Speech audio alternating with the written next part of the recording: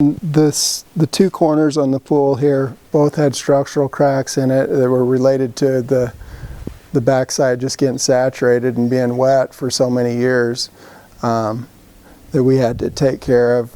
You know, doing as many remodels as we do every year, we see a lot of negative edge pools that are built wrong. The guys just get two or three little things wrong.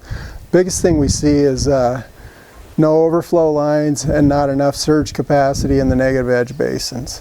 This particular project had a few different issues going on, and most of them related to the original construction.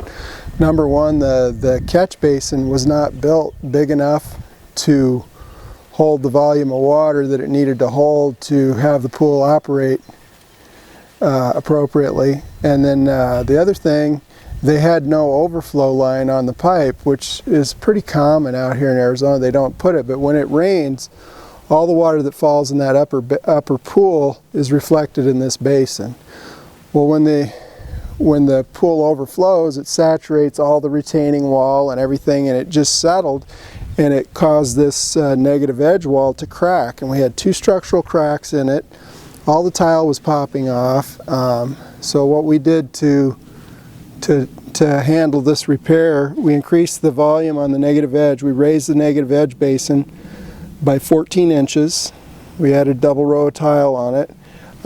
We did structural epoxy injection.